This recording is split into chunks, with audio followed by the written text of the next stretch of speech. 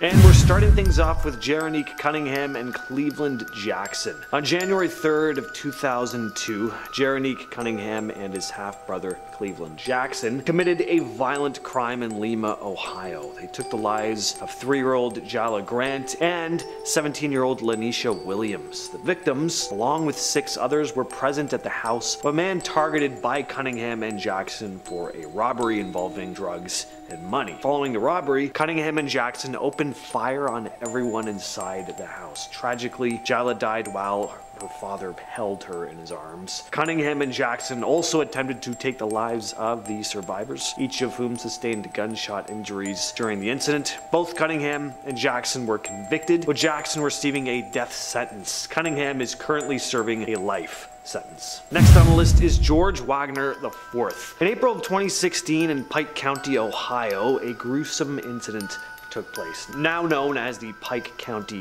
Massacre. 8 members of the Rodin family were tragically taken from life in 4 separate homes. The victims included 7 adults and a 16-year-old, all shot to death. In November of 2018, authorities arrested George Wagner III, his wife Angela Wagner, and their 2 sons, George Wagner IV and Edward Wagner Jr. in connection with the crimes. The family was accused of meticulously planning and executing these attacks. Their motive was believed to be centered around child custody, financial disputes, and an illegal marijuana growing operation. Next up, we have Michael Madison. So Michael Madison, born in Cleveland, Ohio in 1977, was convicted in 2016 for the deaths of 3 young women in East Cleveland, Ohio. Between 2012 and 2013, he took the lives of his victims, whose remains were discovered in various locations near his residence. Madison's arrest in 2013 followed the discovery of the first victim's body wrapped in plastic in a garage. Neighbors had noticed a foul odor coming from his property, and authorities were alerted. Their investigations continued, and this led to the identification of 2 additional victims. Police found the remains of the second victim in a weeded lot, and the third victim's body was found in a nearby abandoned house in the basement. During his trial, Madison actually smirked, causing a father of one of the victims to lunge at him in anger. Luckily, that man was released without charges. Madison was found guilty of multiple charges, including aggravated murder and kidnapping. In 2016, he was sentenced to death for his crimes. Next up on the list is Donald Hoffman. Donald Hoffman was convicted of taking the lives of 4 men over the Labor Day weekend in 2015. He was sentenced to 4 consecutive life terms. The victims, Freeland Hensley, 67, Gerald Smith, 65, Billy Jack Chapman, 55, and Daryl Lewis, 65, were residents of Bucharest, Ohio. Hoffman admitted to his crimes, stating he committed the acts to fund his drug addiction. And during the slayings, Hoffman used various methods of violence. He beat Hensley with a frying pan, strangled Smith with an electrical cord, struck Smith in the head with a bottle, strangled Lewis with shoelaces, and attacked Chapman with a pry bar. Hoffman stole the victim's debit and credit cards, spending over $2,100 on drugs and cigarettes. The prosecutor revealed that Hoffman specifically targeted older men with health issues whom he knew personally. Number 6, the Downtown Posse. During the Christmas season of 1992, the Downtown Posse, led by Marvelous Keene, embarked on a brutal crime spree in Dayton, Ohio. The first victim was Joseph Wilkerson, a 34-year-old General Motors worker. The gang lured their way into his home where Wilkinson was shot. The gang then partied in his house for the next 3 days while he lay dead in a bedroom. On the same night, they took the life of 18-year-old Juanita, who was using a payphone. She was robbed of her belongings and lost her life despite pleading not to be harmed and cooperating as best as she could with them. The following day, the body of 19-year-old Richard Maddox, a former boyfriend of one of the gang members, was discovered. Jeffrey Wright was also shot but survived his attack, having received multiple wounds. Continuing their violent spree, the gang shot Sarah Abraham, 8-year-old mother working in a family business. Abraham succumbed to her injuries 5 days later. On December 26th, former Dayton Police Sergeant John Huber spotted a stolen car connected to the group. group. He arrested them, not yet aware of their involvement in everything else that had been going on. After their arrest, Laura Taylor, one of the members of the downtown posse, confessed to 2 more victims, the bodies of Wendy Cottrell and Marvin Washington, who were found in a gravel pit. Taylor revealed they took them out because the gang believed they might inform the police about their crimes. Marvelous Keene, the gang's leader, confessed and was sentenced to death, with his sentence being carried out back in 2009. The other 3 members received life prison sentences. Next on the list is Edward Edwards, which is just the dumbest name I've ever heard. Just laziness on his parents' behalf, but that's all this guy really deserved. Born in 1933, Edwards' criminal activities started at a young age with burglaries and frauds. He was arrested multiple times over the years for various offenses, including arson, robbery. In 1961, he was convicted of arson and spent several years in prison. After being released, though, Edwards took the lives of several people, including his own adopted son. He took the lives of 2 different couples in the 70s, and in 1992 he ended the life of his adoptive son, Donnie Boy Edwards, committing the crime for financial gain in order to collect his $250,000 life insurance policy. Edwards' crimes went undetected for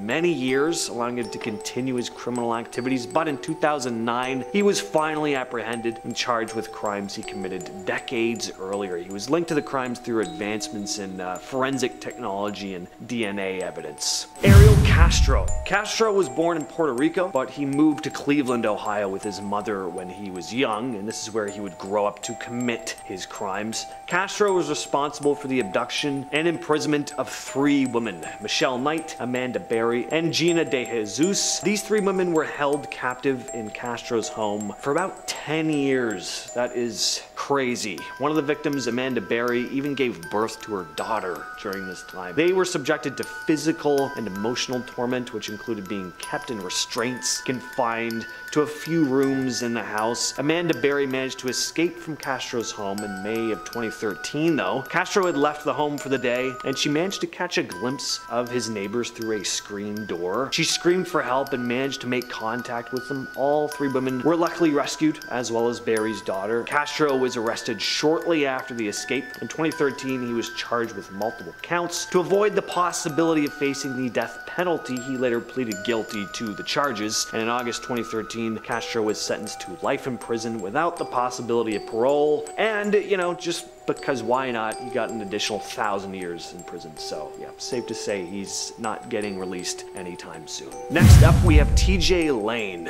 So many have heard of this case. This guy became pretty infamous for his conduct in the courtroom, where he showed absolutely 0 remorse or regret for his actions, taunting the victims' families, giving the middle finger to everyone in the courtroom, and pretty astonishing, really. TJ Lane was convicted for a school shooting at Chardon High School in Ohio on February 27th of 2012. He opened fire in the school cafeteria, resulting in the deaths of 3 students and injuries to 3 others, one of which became permanently paralyzed. Lane was arrested the same day and later found guilty of multiple charges. In 2013, he was sentenced to life in prison without parole. Lane actually did manage to escape from prison in 2014 along with 2 other inmates. They'd used a makeshift ladder to scale a fence during recreational hours. Luckily, though, he was found later that night. He's now serving in a maximum security prison, the Southern Ohio Correctional Facility. Next up, we have Robert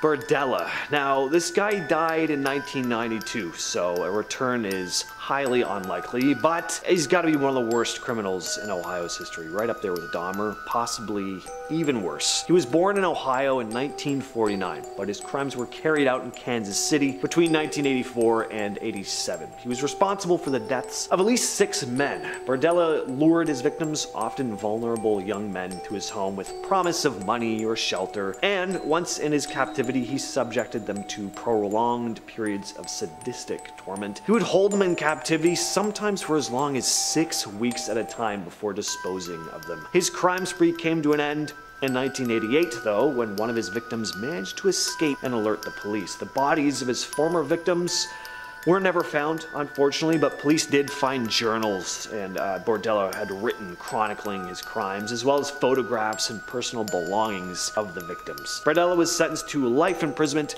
without the possibility of parole. He died in prison in 1992 due to a heart attack. Finally, we have Sean Great, eventually being sentenced to death for his crimes, having taken the life of 5 young women. His last victim, whose real name has been kept secret, known to the public simply as Jane Doe, had met Great at the Ashland Salvation Army Ray and Joan Kroc Corps Community Center. She viewed their relationship as purely platonic and would consistently reject his advances, but Great managed to lure her to his home using the ruse of offering her some clothes he claimed to have for her. Once inside though, his personality completely flipped and he attacked her. She ended up being held captive for 3 whole days. But there's a light at the end of this tunnel. She managed to find an opportunity to secretly contact the police while Great was asleep. This led to his arrest and the end of her nightmare. And during the legal proceedings that followed, Great was found guilty of his crimes. He's currently sitting on death row.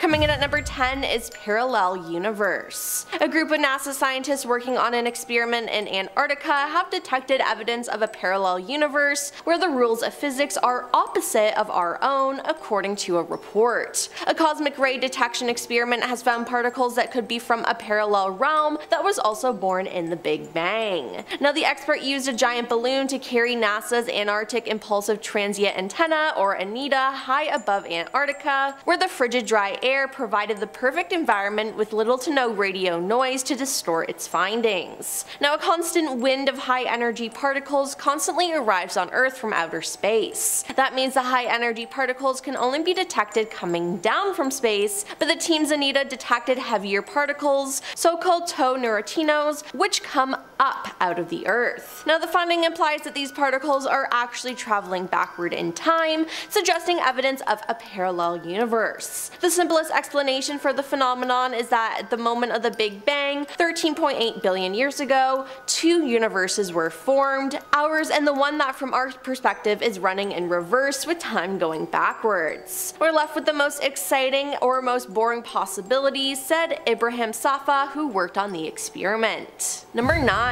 Million-year-old DNA. In the fall 2022, scientists announced that they uncovered million-year-old DNA just north of the continent of Antarctica. Yeah, 1,000,000 years old. Now, scientists actually accidentally collected the unusual genetic samples up to 584 feet beneath the seafloor as part of a 2019 survey led by the International Ocean Discovery Program in the Scotia Sea north of mainland Antarctica. The ancient sediment that was discovered is now the oldest marine DNA found from seafloor sediments. The team looked closely at damage patterns within the recovered DNA fragments to establish exactly how old they were. Now, the oldest fragments clocked in at around 1,000,000 years old. Now, until now, the oldest CETA DNA, which was found locked inside Arctic permafrost, dated to around 650,000 years ago. Now, this DNA will be analyzed and studied by scientists, as it will tell us a lot about the polar marine ecosystem, as well as how climate change may affect Antarctica. Number 8. Earthquake swarms. A series of earthquakes was recently discovered all the way in Antarctica, the southernmost continent. Now, scientists discovered earthquake swarms occurred along the Shetland Plate and the Antarctic Plate. Now, the swarms lasted from August 2020 all the way through February 2021. Within that time, around 85,000 earthquakes occurred, which is insane and low-key scary. Scientists believe this series of earthquake storms were caused by the eruption of a dormant volcano. Now, the swarm occurred around the Orca Seamount, an inactive volcano that rises 2,950 feet from the seafloor in the Bransfield Strait. Now, the 2 largest earthquakes in the series were a magnitude of 5.9 quake in October 2020 and a magnitude 6.0 quake in November. Number 7. Colossal Squid Expedition. An international expedition of scientists conducted a colossal squid exploration in December 2022 and were able to grab videos and photos of some of the rare species swimming far beneath the surface. Now, this type of squid is the largest invertebrate in the world, and this expedition could reveal important information about the behaviors and habits of the colossal squids, as well as information on animal life in Antarctica in general. Now, this species was first discovered in 1925 alive, so the goal of the scientists was to capture footage of this majestic creature before the 100-year anniversary of its discovery. Now, while this discovery in Antarctica is still underway, there is much more we can learn about these creatures. Number 6. Meteorite. In January this year, on an excursion to the icy plains of Antarctica, an international team of researchers discovered 5 new meteorites, including one of the largest ever found on the continent. Now, the rare meteorite is about the size of a cantaloupe, but weighs a hefty 17 pounds. The specimen is one of only about 100 that size or larger discovered in Antarctica,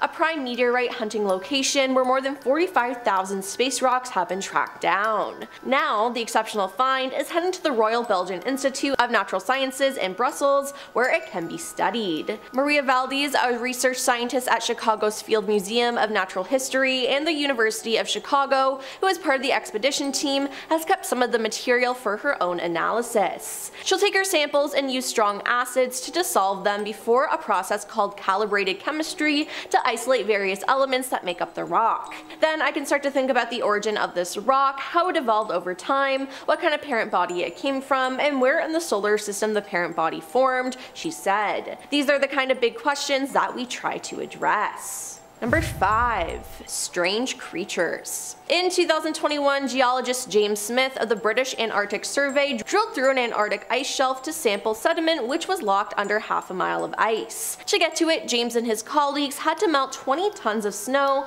to create 20,000 liters of hot water, which they then pumped through a pipe lowered down a borehole. Next, they lowered an instrument to collect the sediment along with a GoPro camera. Later that night in his tent, James watched the footage and he found a rock 4,600 feet under the surface. Now, it was the wrong place for collecting seafloor muck, but the absolute right place for a 1 in a million shot of finding life in an environment that scientists didn't think could support that much of it. A layer of bacteria known as microbial mat was on the rock. An alien-like sponge and other stalked animals dangled from the rock, while stoder cylindrical sponges hugged at the surface. The rock was also lined with wispy filaments, perhaps a component of the bacterial mats, or perhaps a particular animal known as a hydroid. Now, whatever the case, this was an extraordinary find that they will be continuing to study. Number 4. Deepest Point Mapped. A new map of the Southern Ocean gave scientists their most detailed view to date of the seafloor surrounding Antarctica, including its deepest point,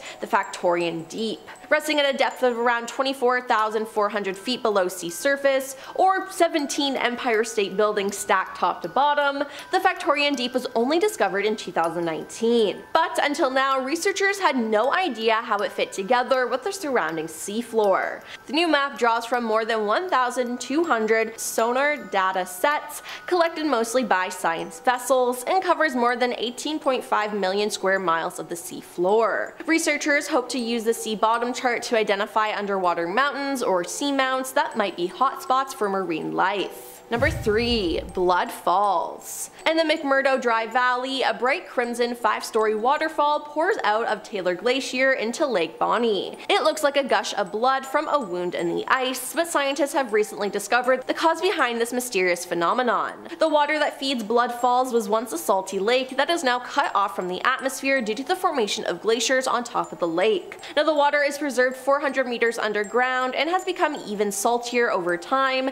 It's now 3 times saltier than seawater and cannot freeze. The salt water is also extremely rich in iron and completely devoid of oxygen and sunlight. As the iron-rich water seeps through a fissure in the glacier and comes to contact with the air, the iron oxidizes and rusts, staining the water a dark red color. Now, just looking at this freaks me out, but I'm glad scientists were able to discover the reason behind it. Number 2. Singing ice. It appears that a massive slab of ice in Antarctica is singing. The Ross Ice Shelf is the largest ice shelf in Antarctica. It's several hundred meters thick and covers an area of over 500,000 square kilometers, around the size of France. Scientists have recently discovered that the Ross Ice Shelf sings an eerie melody caused by the winds blowing across the snow dunes. The winds create surface vibrations and almost non-stop seismic tones. Now, the vibrations aren't audible to human ears, ears, and scientists used seismic sensors to hear the tune. Now, the song was actually discovered by accident after seismic sensors were installed on the ice shelf to observe other behaviors. Now, scientists have since discovered that the song changes in response to the environment, such as melting or storms shifting the snow. They're now using the song as a tool to monitor the ice shelf in real time, tracking its stability and vulnerability for collapse through the seismic humming. And coming in number 1 is secret lakes. It's difficult to imagine anything beneath the thick layers of ice in Antarctica, yet scientists have discovered a number of underground lakes. First uncovered in 1970 with radars, there are estimated to be around 400 lakes sitting under 3 kilometers of ice. Scientists believe the lakes were formed after the separation of Antarctica from Gondwanaland, the ancient supercontinent. Lake Vostok, discovered in the 1990s by Russian scientists, is the largest subglacial lake in Antarctica. In 2014, scientists had a major breakthrough at Lake Wallens, discovering a diverse and active ecosystem of microorganisms in the lake, nearly a kilometer under an ice sheet. Then in 2022, researchers discovered a city-sized lake hidden deep underneath the East Antarctic ice sheet. The hidden lake, which was named Lake Snow Eagle, has a surface area of 143 square miles and lies in a mile-deep canyon beneath 2 miles of ice. The team uncovered the lake following 3 years of exhaustive aerial surveys over the ice sheet, using radar and special sensors designed to measure minuscule changes in Earth's gravity. Now, experts believe it could contain 34-million-year-old river sediments that are older than the ice sheet itself, and could shed light on what Antarctica was like before the continent froze. And we are kicking things off with the 3,000-year-old arrow. This is a super recent discovery, just happened back in September. A glacial archaeologist named Espen Finstad was hiking through the Jotunheim Mountains in eastern Norway when he came across a wooden arrow. It was so well preserved that to the naked eye it would probably look brand new. It even still had feathers on it. But Finstad estimated that this arrow was actually around 3,000 years old. He later determined it was likely used by a hunter in the late Stone Age to early Bronze Age. Finstad stated, "What makes the arrow so impressive is its preservation. Though it is broken into 3 parts, the arrow remains attached to the shaft, as do the feathers, known as fletchings, which help to stabilize the arrow's flight path." So this is just one of the many artifacts turning up once frozen under, thick layers of ice, not just in Norway, but in cold climates all around the world as glaciers continue to melt. If you are enjoying our content so far, if you're new here, hit that subscribe button and don't forget to leave your thoughts, your comments, complaints down below. I'll usually read them. At number 9, we have Mummy Juanita. Mummy Juanita, also known as the Ice Maiden or Lady of Ampato, is an exceptionally well-preserved mummy of an Inca girl which was discovered in 1995. The mummy was found on Mount Ampato, a dormant volcano in the Andes Mountains of southern Peru, by anthropologist Johann Reinhard and his team. Mummy Juanita is believed to have lived during the Inca Empire, making her one of the best preserved ancient bodies ever found. She was approximately 12 to 14 years old at the time of her death. The mummy was found at an altitude of about 20,600 feet, and her discovery was kinda accidental. Reinhard and his team were actually on a mission to recover another Inca mummy when they stumbled on her in a crevice. She was wrapped in several layers of colorful textiles and buried with various offerings, including ceramic and metal objects, food items, and small statues. She was probably sacrificed as an offering to the Inca gods. The mummy is currently on display in the Catholic University of Santa Maria's Museum of Andean Sanctuaries in Peru. So get over there immediately. Tap on her glass encasing and tell her Uncle James said hello. First person in the comments to do that will receive a wink emoji from me and a $10 gift certificate to Walden Books. Number 8, the Mammoth Mummy. No, this is not a giant-sized human mummy. That would be pretty awesome. This is pretty awesome too, but it's a mummified woolly mammoth. In 2010, a team of Russian scientists found a well-preserved mammoth in Siberia, later named Yuka. She was a young mammoth, about 6 to 8 years old, and lived around 39,000 years ago. Yuka's body was in really good shape. Its body measured about 2.5 meters in length, and it was remarkably intact, with her trunk, bones, some of her flesh, hair, and even eyes still preserved, making her one of the most well-preserved mammoth specimens ever found. It's pretty incredible to see, not that I've ever seen it in person, but based on pictures and video that I have seen of it, crazy how well preserved it is. Finding a dinosaur in this condition would be absolutely unreal. Anyway, they think she might have fallen into a mud pit or drowned, which helped to preserve her so well. People probably butchered her for meat, as there were cut marks on her bones. Scientists studied her DNA to learn more about mammoths and their connection to modern elephants. Right now, Yucca is currently being held in Moscow. Next up, we have the Greenland Norse textiles. These textiles are a collection of ancient fragments discovered in 1921 in various archaeological sites in Greenland. The textiles provided insights into the types of clothing and weaving techniques of the Norse settlers who lived in Greenland during the medieval period. The sites where these fabrics were found are part of the remnants of Norse settlements in Greenland, which thrived between the 10th and 15th centuries. Fabrics discovered include woolen garments and household items. They were remarkably well preserved due to the cold and dry climate of Greenland, which helped prevent decay. The textiles had a bunch of different weaving patterns, colors, and designs that reflected the skill and artistry of the Norse weavers back in the day. It's interesting to see what their clothing looked like beyond depictions of them in ancient artwork. These fabrics have also been useful in understanding the challenges faced by the Norse settlers in Greenland and how they adapted to the harsh environment.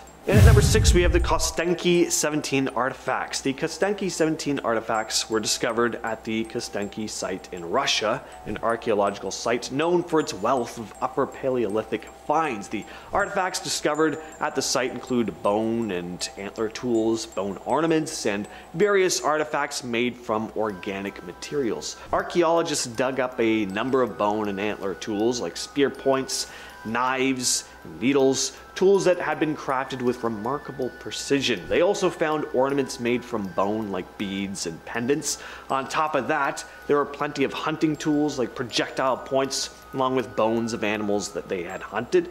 Some other notable discoveries at the site were engraved objects and fragments. These engravings often depict animals in geometric patterns, showcasing the type of artwork they would have made at the time. At our number 5 spot, we have the Siberian Ice Maiden, also known as the Princess of Ukok or the Altai Princess. This is a mummy of a young woman that was discovered in 1993 in the Ukok Plateau of the Altai Mountains in Siberia. The Siberian Ice Maiden was discovered by Russian archaeologist Natalia Polosmak in a tomb on the Ukok Plateau. The site was located at an altitude about 8,200 feet. The mummy is believed to date back to around 500 BC, making her approximately 2,500 years old. The mummy was found in a wooden sarcophagus covered with felt blankets and a cowhide rug. She was dressed in intricately woven garments made of wool and felt that was also adorned with jewelry, earrings, a necklace, various ornaments made of gold and other precious metal. So it's likely she held a high social status within the community. Her burial seemed to have been part of a complex ritual too, which led the archaeologists to believe she could have been a priestess or a noblewoman. Number 4, the Etherican brown bear. 2019, scientists made a pretty cool discovery in Siberia. A thousands-year-old brown bear carcass preserved in the permafrost. The ancient brown bear carcass was discovered by reindeer herders. It was incredibly well preserved because of the permafrost conditions, which prevented decay. The carcass dates back approximately 3,500 years, placing it in the late Bronze Age. This age estimation was made through radiocarbon dating, a technique used to determine the age of organic materials based on their content of carbon-14 isotopes. Next on the list is Quede dan Shinichi, which was the name given to a remarkably well-preserved body discovered at Tatshenshini Alaska Provincial Park in British Columbia, Canada. Quede dan Shinichi was discovered by hunters in the remote wilderness northwestern British Columbia. The body was found partially buried in the ice, surrounded by a variety of artifacts. He was believed to have lived over 550 years ago, around the early 15th century, a member of one of the indigenous tribes that inhabited the region during that time. The body's preservation was due to the glacier ice, which acted as a natural freezer, protecting the remains from decomposition. And along with the body, again, a variety of artifacts were discovered. There was a robe made from animal hides, a spruce root hat, a woven mat, a walking stick, various tools made from stone and bone. The body was then ceremonially reburied in 2000 following traditional rituals and protocols. Coming in at number 2, we have the Landbreen tunic. In 2011, during archaeological excavations in Landbreen, Norway, this ancient piece of clothing was discovered. The tunic was a remarkable archaeological find, revealing more information about ancient Norse clothing and textile techniques. The Landbreen site in the mountains of Norway was once frequented by travelers during the Roman Iron Age, approximately 300 to 500 AD. Because of the ice and snow in the region, many artifacts, including textiles, have been incredibly well preserved. And the tunic, it's made of wool, dates back to around 230 AD. It's a tunic-style garment with a natural brown color, a simple design. It has a twill weave, a pattern commonly used in textiles in that era. Just think of how much of our clothing, by the way, is going to be left behind after we eventually leave Earth or go extinct, let alone all our other crap. We churn out so much stuff on a constant basis, more so than at any point in history. I think finding stuff from this era is going to be so common in the future that it'll be more of a nuisance rather than a remarkable find. Finally though, taking that number 1 spot is Otzi the IceMan. Now, why is this number 1?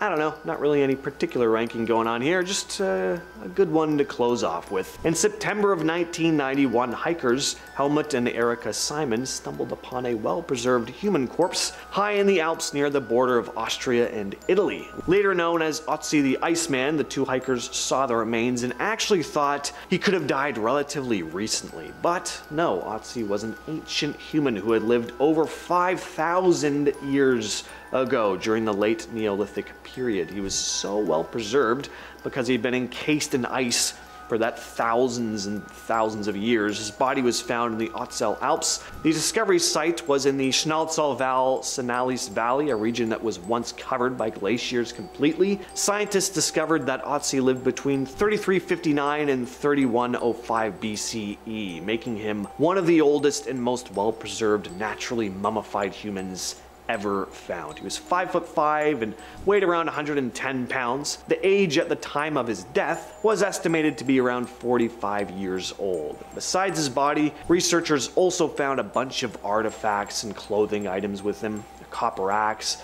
a quiver of arrows, a bearskin cap, and a coat made of woven grass and hide. Otzi's remains and belongings are currently housed in the South Tyrol Museum of Archaeology in Bolzano, Italy. And we're kicking off this list with a very grotesque one, the Sagari. This is a type of yokai, a supernatural spirit or entity in Japanese folklore, sometimes demonic in nature. Pretty much everything on this list falls under the yokai umbrella. So a Sagari is basically a ghost horse, but not the type of boring, semi-translucent ghost we often think of in the West. Things are taken up a notch here. It's said that when horses die on wooded roads and are left to rot, their spirits can get caught in the trees as they rise from their bodies. This prevents them from fully passing into the afterlife, and bam, you have yourself a Sagari. By the way, if I pronounce anything wrong on this list, I'm very sorry. Let me know how it's actually pronounced down in the comments if you can. Anyway, these tree-bound spirits aren't going to do a whole lot to you, but they scare the hell out of travelers, dropping down from their tree and neighing and screaming into the night as people pass, kind of like an animatronic ghoul that pops out in a haunted house. Only here you're not really expecting to see one. Plus, a horse with its neck like wrapped around a tree is not something you're ever expecting to see, even in a haunted house. What a terrifying idea. Depictions of these things are just so freaky. It's just a head in this mangled mess hanging from a tree, like a demonic ornament or something. Yeah, really gnarly. If you are liking the videos so far, we got plenty more just like this, or better. So why not hit that subscribe button? It's totally free. Number 9, Roko Rokubi. So most yokai are born the way they are. That's not the case for these ones though. These creatures begin life as normal human beings, but become Roko Rokubi after being cursed. As to why they'd be cursed, There are many reasons.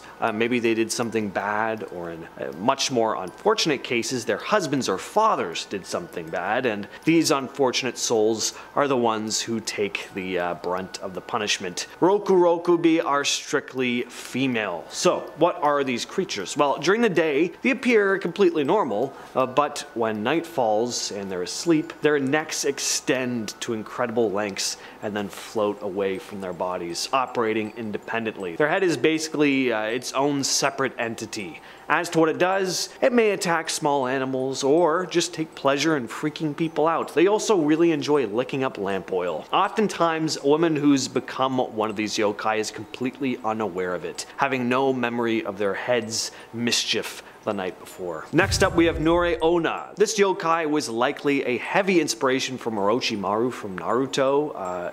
You could find these snake-like yokai in rivers and coasts around Kyushu. Once again, these are a type of yokai, but of the more harmful variety. So far, we've looked at creatures that are just freaky, but Noreona consume human flesh. They look like massive-sized snakes, but with the head of a woman with ghastly serpentine features. Usually, they'll have yellow eyes and a forked tongue. They also have long, matted black hair, always appearing to be soaking wet. Now, if you were strolling down the beach and saw a giant snake lady slithering towards you, you'd probably just turn around and then leave. But these creatures are deceptive. They'll often take the form of a normal woman, luring unsuspecting passersby to get close to them. Sometimes they'll act like they're in distress, holding what looks to be a baby, and when their prey gets close enough, they take on their true form, sinking their fangs into their target. Next on the list are the Nopperabo.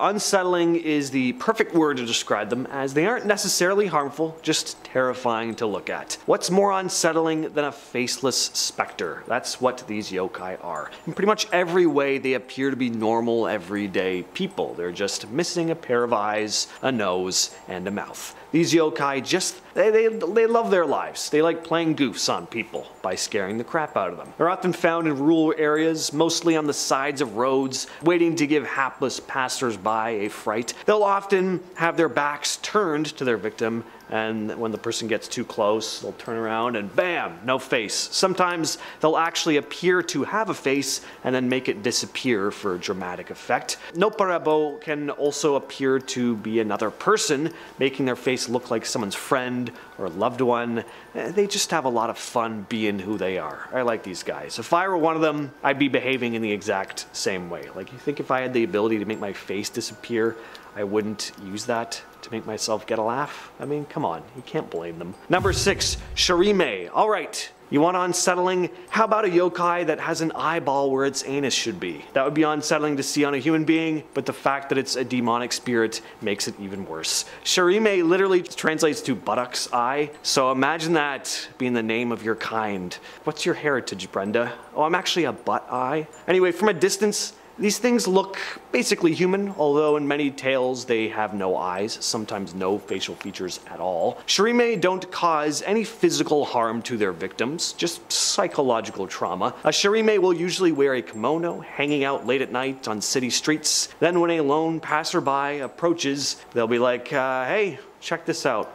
Then drop their robe, bend over, spread the cheeks, and oh Jesus, a big glowing eyeball where his butthole should be. Hilarious to read about, anyway. Probably not as hilarious if you saw it in real life. I'd probably never be the same after an encounter like that. Actually, I'd probably still laugh. I might be a little insane, but I'd be laughing in hysterics on my deathbed. Number 5, Tenome. These are really cool. So, ever seen Pan's Labyrinth? I think Guillermo del Toro had to have taken inspiration from this yokai for the Pale Man. And we all know how many bricks we dumped in our pants when that freaky monster showed up. A Tenome is an entity which appears to be an old man, only he has no eyes on his face anyway. Instead, they're on the palms of his hands. Tenome aren't just out to scare their victims either. They're incredibly dangerous, chasing after their human prey and eating them alive. They're said to be able to suck the meat right off a person's bones. They have a sharp sense of smell and can move at a decent clip. Some say that these yokai are the spirits of blind men who lost their lives in a violent manner and now roam graveyards in the dead of night as tortured, vengeful ghosts.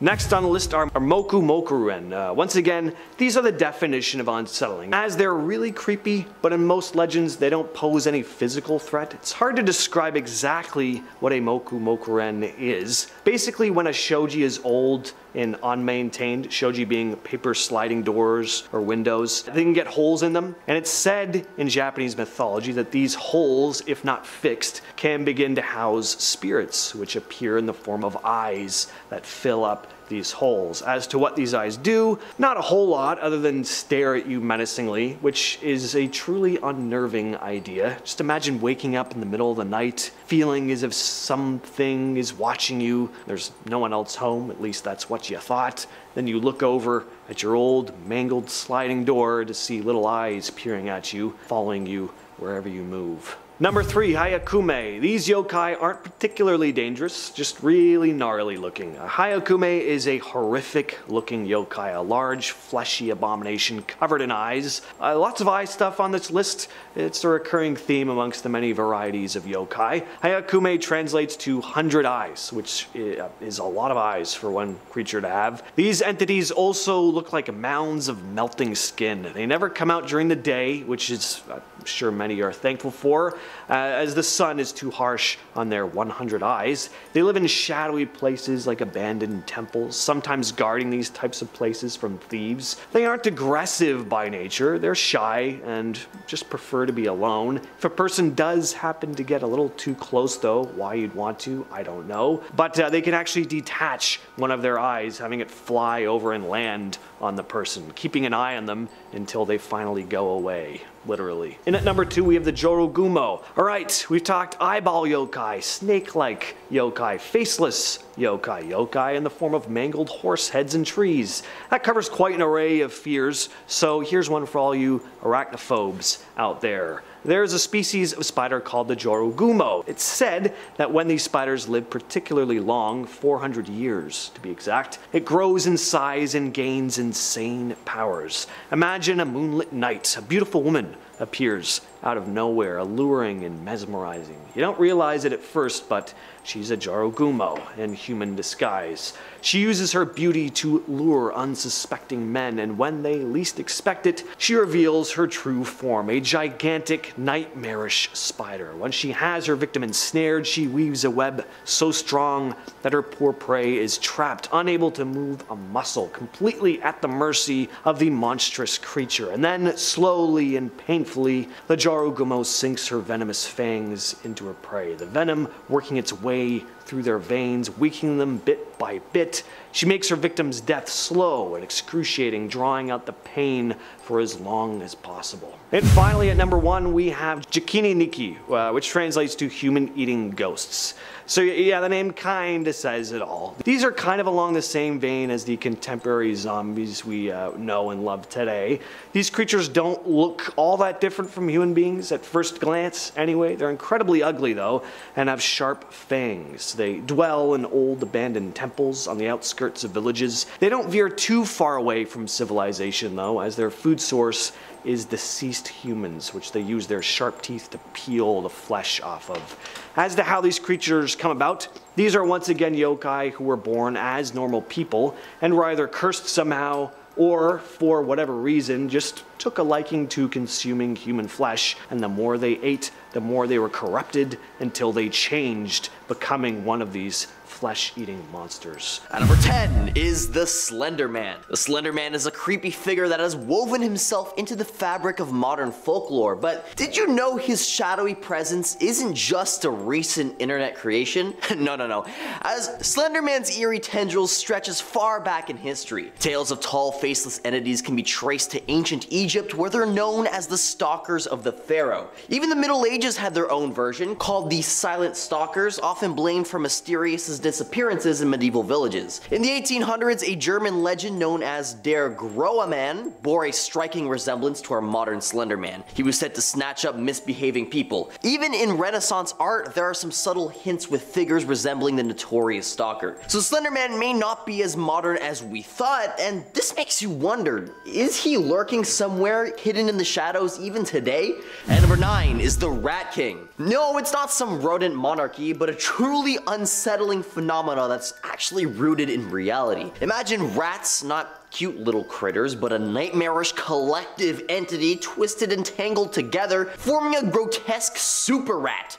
Yeah, and here's a chilling truth. This isn't just an urban legend, it's an actual phenomenon that really happens. These abhorrent rat amalgamations are found primarily in city sewers, especially in places like in New York City's subway system. While it may sound like something out of a horror movie, these rat kings are a biological mystery. Some say that this is the result of crowded living confrontations, or perhaps even sticky substances binding to their tails, while others believe it's a product of our fevered imaginations. Nevertheless, the idea of these rats roaming beneath our feet is enough to give anybody the creeps. If you're enjoying the video so far, please support the channel by pressing like, subscribing to Most Amazing, and ringing that notification bell. At number 8 is the Babushka Lady. We all know the story of JFK's assassination, but not so much has been confirmed about who done it. And the same can be said for the person who recorded that notorious footage. Enter the Babushka Lady, a woman wearing a headscarf who's said to have captured the entire ordeal on film. The problem is that despite countless investigations, her true identity has never been revealed. Some say she was just an innocent bystander who got caught up in the chaos of that fateful day, while others suggest that she might have been an undercover agent who was to obtain confirmation of JFK's unaliving. Conspiracy theories run rampant, and that's where it gets really interesting. You see, some go as far to say the government is deliberately concealing her identity, fueling even more speculation. The Babushka Lady is like a puzzle piece missing from one of history's biggest jigsaws, making her one of those mysterious urban legends we may never fully understand. At number 7, the Montauk Project is like a real-life science fiction thriller, but of course you can't believe everything you hear. This conspiracy theory has been making waves since the 80s, and it's got more twists and turns than a roller coaster. Picture this, a secret government project at Camp Hero in Montauk, New York, dabbling in psychological warfare, time travel, and even contact with aliens. Yeah, sounds like something straight out of a sci-fi movie. It all started with this guy named Preston Nichols, who claimed to recover repressed memories of his own involvement. He said that he was abducted periodically, and even claimed to have degrees in parapsychology, psychology, and electrical engineering, adding a layer of credibility to his story. But in reality, the whole story appears to be a mix of fiction and past spun together into one big urban legend. So while the Montauk Project might not be the real deal, it's still a cool reminder that sometimes the truth is stranger than fiction. But remember, not everything you hear is as mind-bending as it seems. And number 6 is the Philadelphia experiment. So back when World War II was in full swing, according to this story, the US Navy went far beyond conventional warfare, delving into weapons programs that bordered on sci-fi. They allegedly conducted an experiment where they made an entire warship vanish into thin air. Like poof, it's gone. But here's the kicker, when they made the ship reappear, things got even weirder. The crew, so the story goes, were somehow fused into the very metal of the ship like they'd become a part of the USS Eldridge themselves. Now let's break it down. Is this mind-bending story legit? Well, the official word is that it's nothing more than a myth. The US Navy denies all of it, and there's not a ton of solid evidence to back it up. But let's be real, who can resist a mystery even if it's a tad outlandish? So is this true? Probably not, but it sure is an intriguing piece of history to chew on.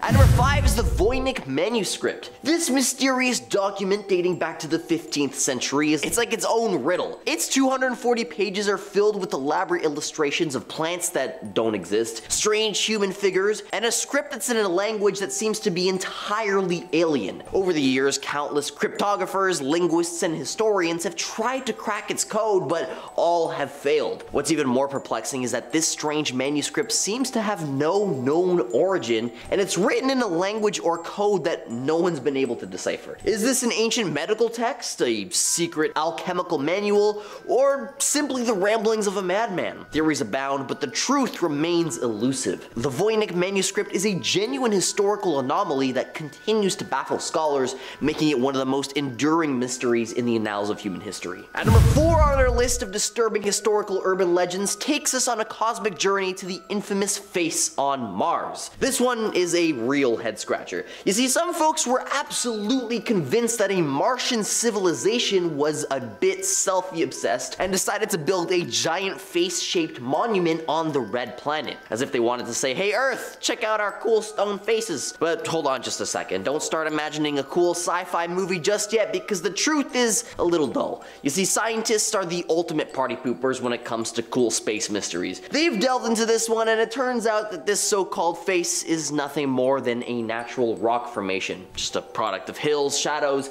and a little phenomena called pareidolia. That's when your brain goes, hey, that rock looks like a face. So as much as we might have wanted to believe in our cosmic neighbors striking a pose for the universe, the reality is a bit less out of this world.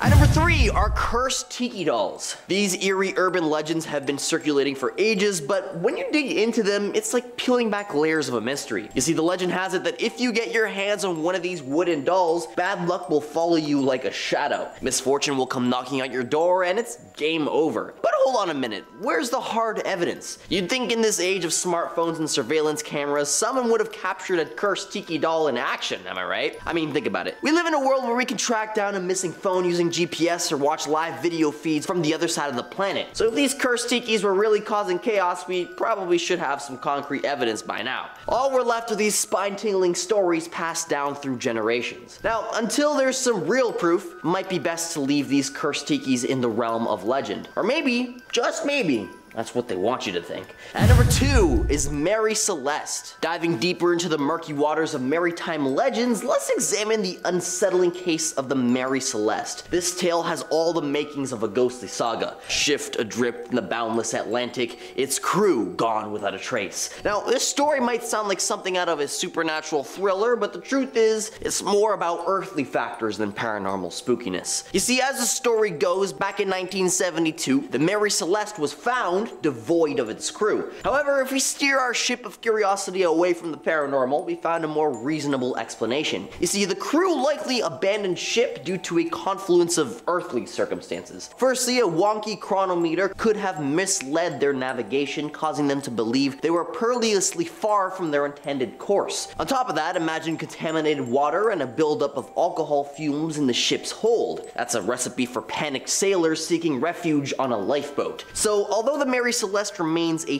tantalizing riddle, it's one with roots firmly grounded in the real world, not the spectral realm, as much as I want it to be. At number 1 is the lost city of Atlantis. It's like the OG urban legend. People have been hunting for this mystical underwater city for centuries. But here's the deal, we've actually never found any solid proof that it really exists. I mean, sure, there have been claims and theories, but when it comes to hard, solid evidence, it's slim pickings. You see, back in the day, the ancient Greek philosopher Plato wrote about Atlantis, and that's where it all started. He described this city as an advanced civilization that simply disappeared without a trace into the sea. But here's a catch. He wrote about it as an allegory, as a way to make a point in his dialogues, not like, hey, this place totally exists. Since then, people have searched high and low for Atlantis, from the Caribbean to the Mediterranean. But despite all the digging and excavations, nada. It's like trying to find a unicorn. So it's one of those things where you're like, is it real or just a tall tale? And the thing is, when it comes to urban legends, the line between fact and fiction gets blurry real fast. Atlantis has become this epic story, but the truth is, it might just be a myth. Coming in at number 10 is Nikolai Yezhov. Nikolai Yezhov was a Soviet secret police officer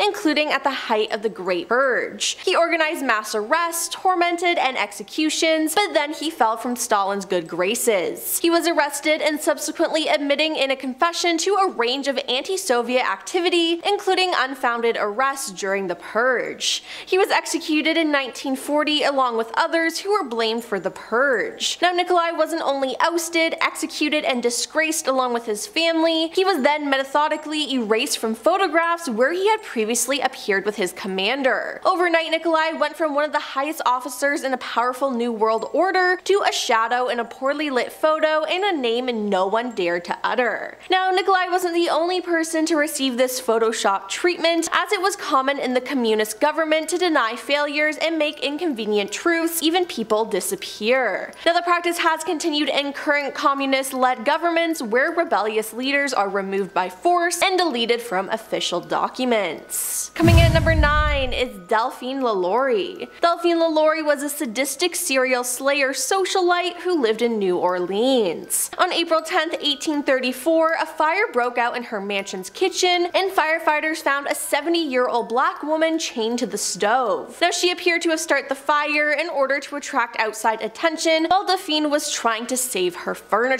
Now, the authorities were led by other slaves to the attic, and they were shocked. Disfigured and maimed slaves were chained to the walls or floors. Several had been subjects to medical experiments, most likely performed by her husband, who was a doctor. One man appeared to be part of some bizarre change. A woman was trapped in a small cage with her limbs broken and reset to look like a crab, and another woman with arms and legs removed and patches of her flesh sliced off in a circular motion to resemble a caterpillar. There were claims that an elderly man had his face so beaten it was indistinguishable, and one woman had her back wounded to the point where her bones were visible. Some had their mouths sewn shut and starved to death, others had their hands sewn to different body parts, and most were found dead, and the remaining that were alive were begging to die to be released from the unbearable pain. Now, LaLaurie and her husband fled by boat before she could be brought to justice, leaving the butler, who also participated, to face the wrath of a mob that had gathered outside.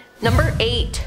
Zhang Qing. Zhang Qing was a Chinese communist revolutionary, actress, and major political figure during the Cultural Revolution. She was the fourth wife of Mao Zedong, the chairman of the Communist Party and paramount leader of China. Now, Zhang was best known for playing a major role in the Cultural Revolution and forming the radical political alliance known as the Gang of Four. Through clever maneuvering, she managed to reach the highest position of power within the Communist Party, just short of being president. It is believed that she was the main driving force behind China's Cultural Revolution, of which she was the deputy director. Now, during the Cultural Revolution, much economic activity was halted, and countless ancient buildings, artifacts, antiques, books, and paintings were destroyed by Red Guards. Millions of people in China reportedly had their human rights annulled during this time, and millions more were also forcibly displaced. Estimates of the death toll of civilians and Red Guards from various Western and Eastern sources are about 500,000 in the true years of chaos of 1966 to 1969, but some estimate as high as 3 million deaths, with 36 million being prosecuted.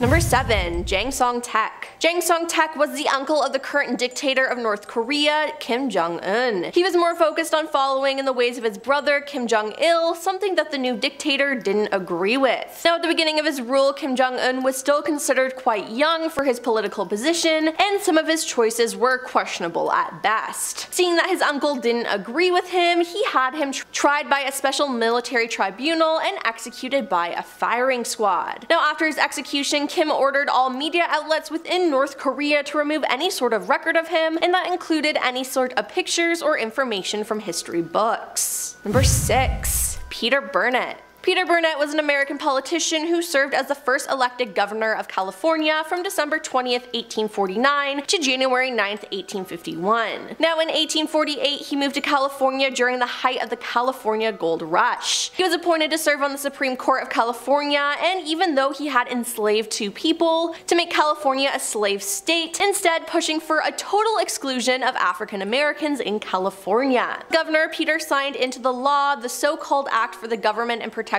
of Indians, which enabled the enslavement of native Californians and contributed to their genocide.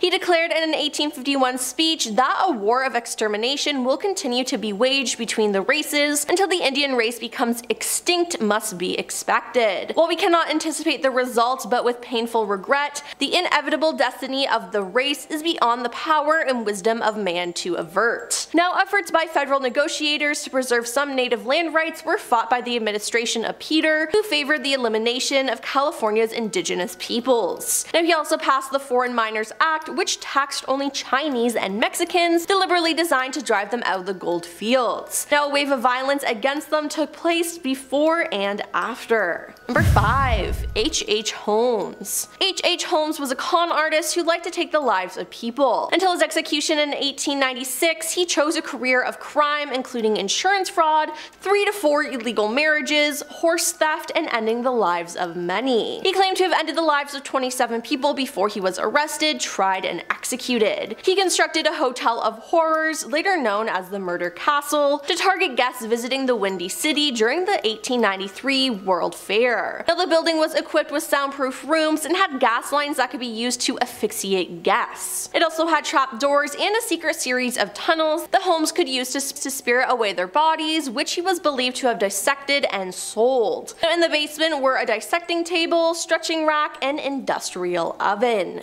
On May 7, 1896, Holmes was executed, and in 2017, amid allegations that Holmes had in fact escaped execution, his body was exhumed for testing. Due to his coffin being contained in cement, his body was found not to have decomposed normally. His clothes were almost perfectly preserved, and his mustache was found to be intact. Now, his body was positively identified by his teeth as being that of Holmes, and he was then reburied. Number 4. Ante Pavelic. Ante Pavelic was a Croatian politician who founded and headed the fascist ultranationalist organization known as the Ustashi in 1929 and served as a dictator of the independent state of Croatia, also known as the NDH. Ante and the Ustashi prosecuted many racial minorities and political opponents in the NDH during the war, including Serbians, Jewish and Roma people, and anti-fascists, becoming one of the key figures side of Serbians. At the behest of the German senior Ustaše Slavo Kosmic declared the NDH's establishment on April 10, 1941 in the name of Ante. Ante then returned from Italy and took control of the puppet government. He created a political system similar to that of fascist Italy and Germany. After taking control, Ante imposed largely anti-Serbian and anti-Semitic policies that resulted in the deaths of over 100,000 Serbians and Jewish people in concentration and extermination camps in the NDH, which resulted in the torment and deaths of several 100,000 Serbians, along with tens of thousands of Roma and Jewish people. Now, following the surrender of Germany in May 1945, he fled, and ironically, on April 10, 1957, a Serbian hotel owner attempted to end his life by shooting him. Now, initially surviving, the resulting injuries would lead to his death on December 28, 1959. Number 3. General Yahya Khan. General Yahya Khan was a Pakistani military officer who served as the 3rd president of Pakistan from 1969 to 1971. Now, he also served as the commander-in-chief of the Pakistan Army from 1966 to 1971. Now, along with Tiki Khan, he is considered the chief architect of the 1971 Bangladesh genocide.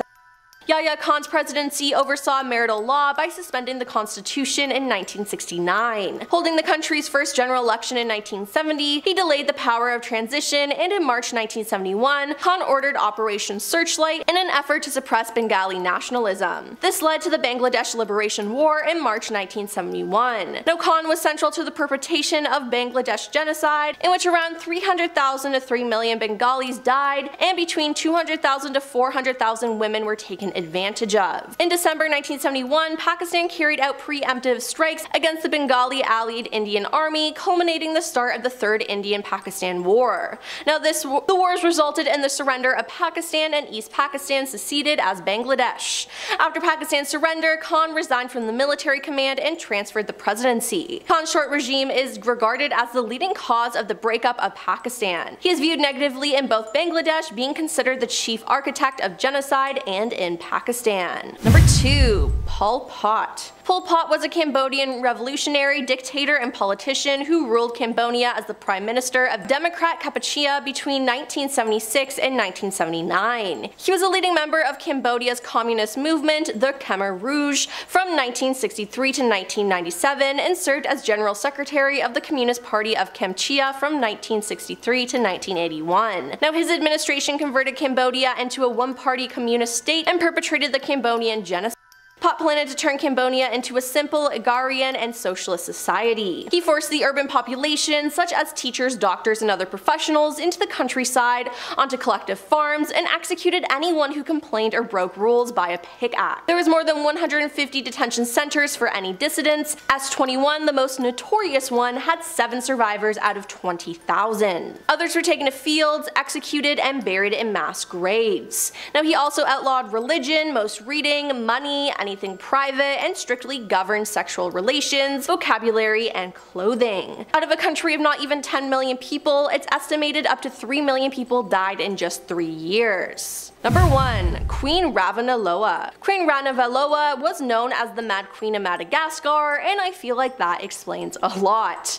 She finally ascended to the throne on August 4th, 1829, where she immediately took out all her rivals. She had expelled the European merchants, teachers, diplomats, and trade deals with Britain and France were immediately cancelled. After one successful battle against an invasion, she slit the heads of Europeans, stuck them on pikes, and lined them in the beaches. Now, she also banned the teachings of Christianity, and she had many evil techniques to punish people, as her descendants and criminals would be dumped slowly in boiling water or oil, or tied down with ropes and burned alive. She would place others into coffins, and some were buried into holes with dirt showered upon them. She sold her subjects into slavery to boost her country's economy, which involved brutal labor conditions, staying far away from homes, and malnutrition-related deaths. Now, these people were either considered traitors, victims of war, non-taxpayers, or Christians who secretly practiced their religion. Her reign brought down the nation's population from 5 million to 2.5 million at the end of her rule. And we're kicking off the list today with the haunting of the Ammons family.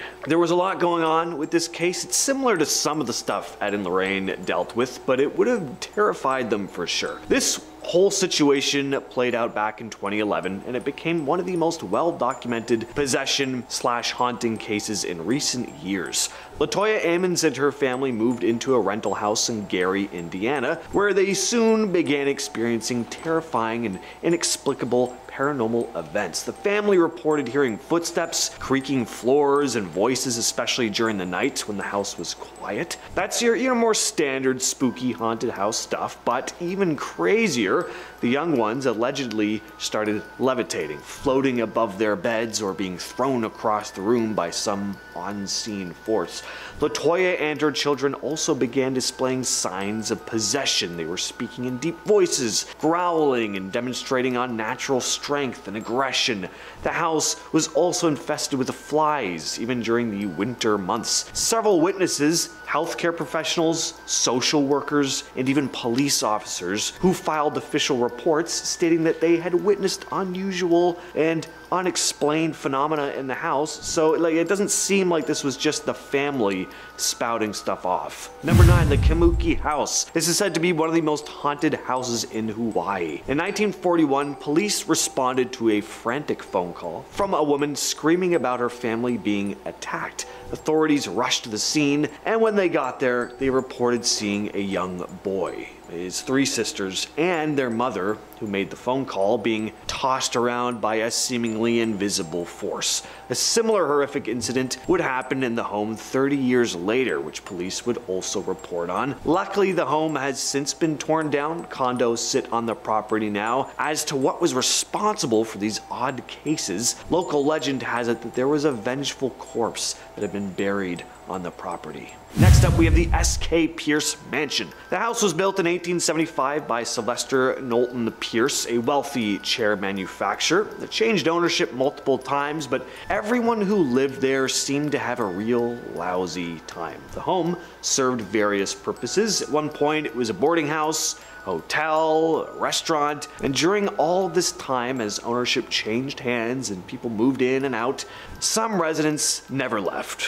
The ghosts. In 1965, the home was owned by Ennio Sari, a World War II vet who met his end after being burned alive in his bedroom. The cause of the fire? Not 100% certain. His bed just seemed to mysteriously catch fire. People who would visit that same room later on would often describe the faint smell of something burning. A couple by the name of Edwin Gonzalez and Lillian Otero moved into the home in 2009, and they were only able to stay in the place for 2 years. They had a list of creepy experiences, but it was actually their neighbors who would tell them about this next thing. The folks next door would look out their window on occasion and see a little blonde-haired boy running through the couple's house. Edwin and Lillian didn't have kids. The couple would also report seeing a woman believed to be Mrs. Pierce and a young child, possibly her daughter. They'd also hear unexplained voices and whispers and conversations in seemingly empty rooms. And at number 7 is the Lizzie Borden house. The Lizzie Borden house, located in Fall River, Massachusetts, is infamous for the brutal death of Andrew and Abby Borden that occurred there in 1892. On August 4th, 1892, Andrew and Abby Borden were found dead in their home. Lizzie Borden, Andrew's daughter, was accused of the attack but was acquitted during her trial. The case remains unsolved, and the true identity of the perp has never been definitively proven. Guests claim to have seen apparitions of Lizzie Borden and her parents throughout the house. Some have reported seeing the figures of a man and woman believed to be Andrew and Abby Borden in different rooms. At number 6, we have the Michael Taylor possession. We've heard of some cases where exorcism supposedly worked, but there are a lot more that failed, or in this case, ended in total tragedy.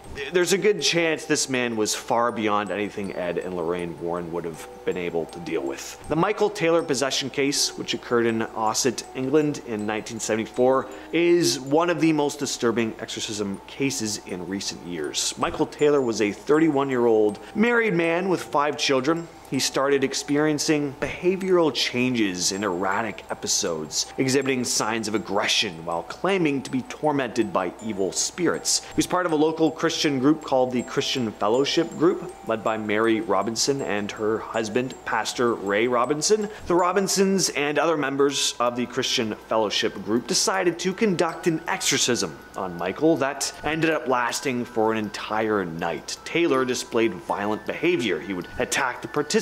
He would growl, speak in tongues. After the prolonged exorcism sessions, Taylor was declared free of the demonic entities by the group, but shortly after returning home, he ended up taking the life of his wife, Christine, in a frenzied attack. When police arrived at the scene, they found Taylor covered in red, strolling down the street in a completely detached state. Taylor ended up being acquitted on the grounds of insanity and was sent to a psychiatric hospital for treatment, which is what should have happened long before.